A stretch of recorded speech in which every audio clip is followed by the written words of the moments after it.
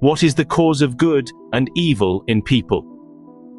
Your personal consciousness is entirely responsible for whatever comes into your life and personal experience. It's your personal consciousness which brings you good or evil.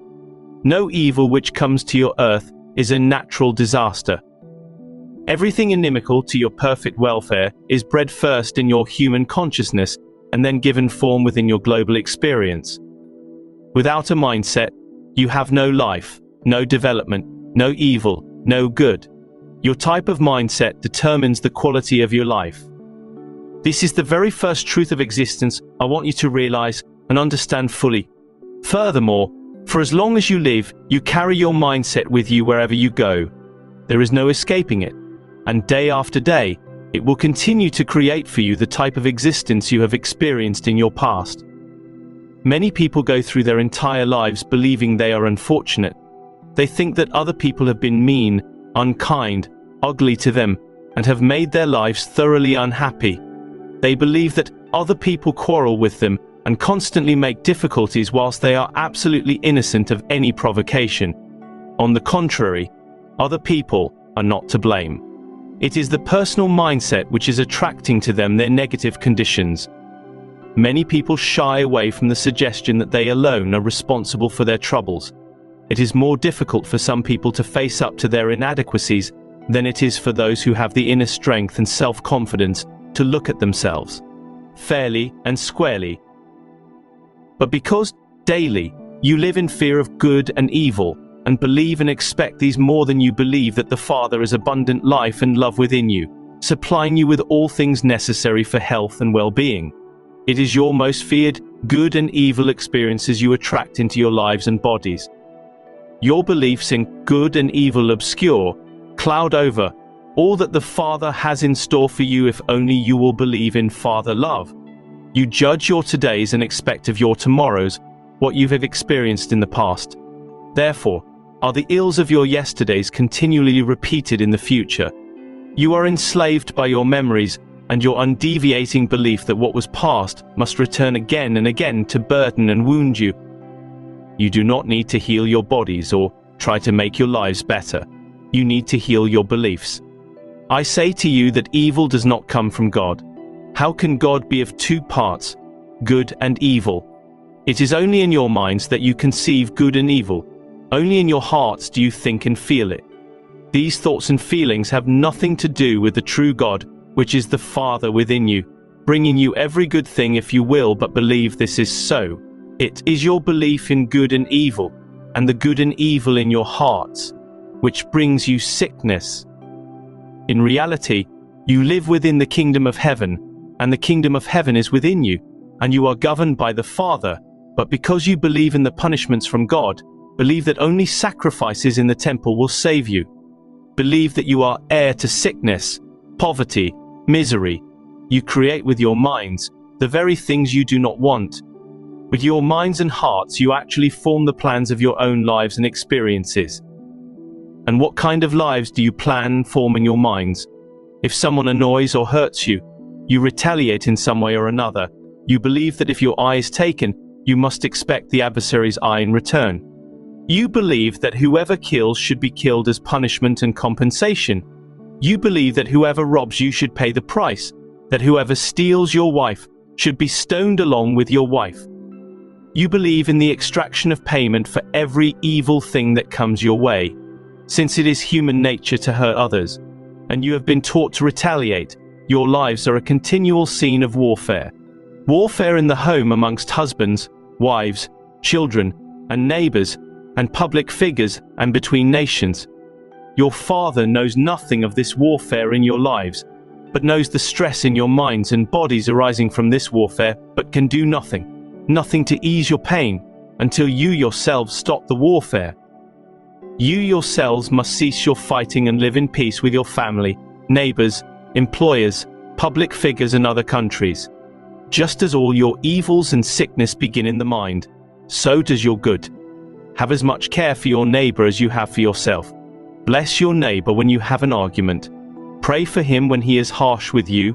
Help him out in any way you can at all times, even if he turns his face from you, because then you are constructing good in your mind and thoughts. and good will be the harvest of your sowing.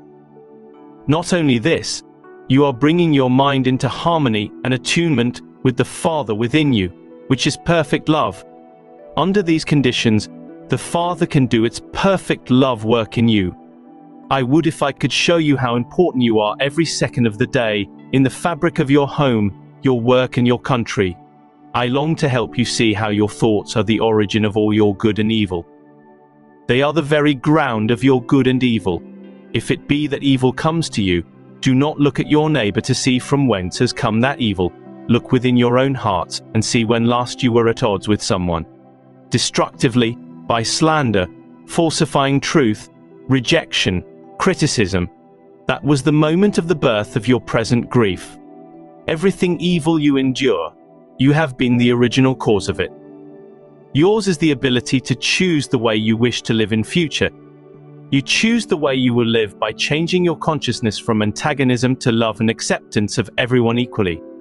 If you imagine the damage and hurt you would like to inflict on another, your thought will reach your enemy and will erode their strength according to the intensity of your intention.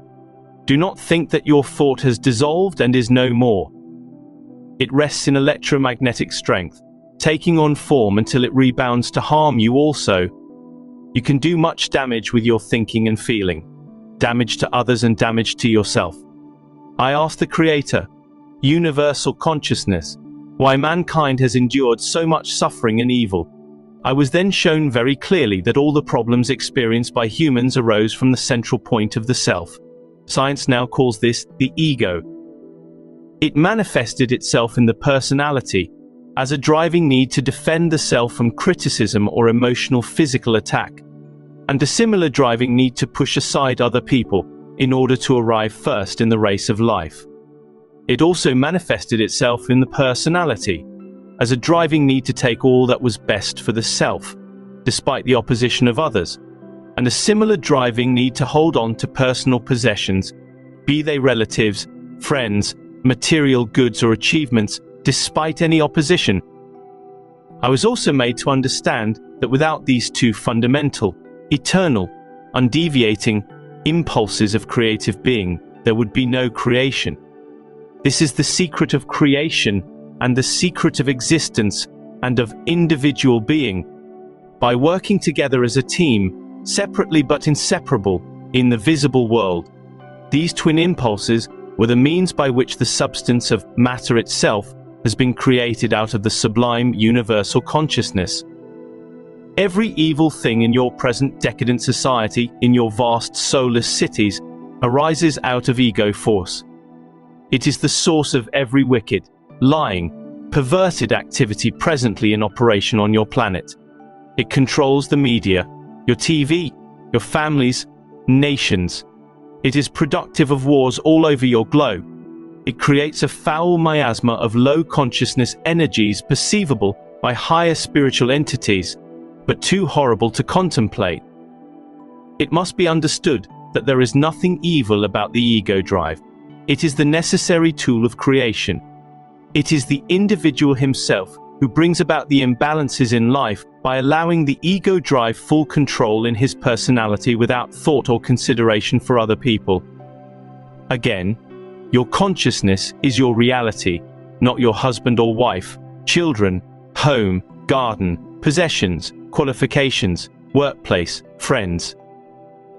For whatever place your people and your possessions occupy in your consciousness, good or evil, this place is only your personal perception of them. The reality of these people is not truly known to anyone. No one has access to the innate goodness hidden in an apparently negative character. Conversely, no one may suspect the hidden drives and desires of a seemingly personable human being. Your external life only impinges on your consciousness. It does not, cannot, create or determine your conscious responses. You are the creator of your responses. Your type of creation depends entirely on your deepest perceptions and beliefs regarding existence. Furthermore, you can, at any moment, choose to gradually dismantle your past inner world in order to create a more harmonious inner kingdom of increasing love, vitality, and joy, although your outer objects people or possessions, remain the same. The spiritual power of the fabric of your consciousness will be radiated outwards and absorbed by the people, plants and bricks and mortar in your immediate vicinity. There will be definite changes and improvements in all that comes within your orbit. It is your destiny in this life, or future lives, to arrive at this full and complete realization. When you do, you will put your foot to the path of self-mastery and then gradually move forward to becoming a true master of your human consciousness world, interpenetrated and assisted by divine consciousness. Your planet and you yourself have been individualized out of universal consciousness, which itself is a law which I constantly reiterated when on earth, the law of faith in good and evil, the law of conviction. Whatever you truly believe in, good, bad and indifferent, will eventually be manifested in your lives. Therefore, be warned, and use the knowledge in this document to free yourself of the world's most destructive consciousness, ego consciousness. Going to church will not help you. Sunday worship will not release you. Your only hope of shaking yourself free from ego and the world's destructive consciousness is to follow the Christ way. For whatever power you give to resentful thoughts, that power will send a direct electrical stream of consciousness to the person who hurt you, and the stream of consciousness returns, zinging its way back to you in due course, like a boomerang. You must know that every electrical field creates a like magnetic field. The two always work together, so that what goes out eventually returns.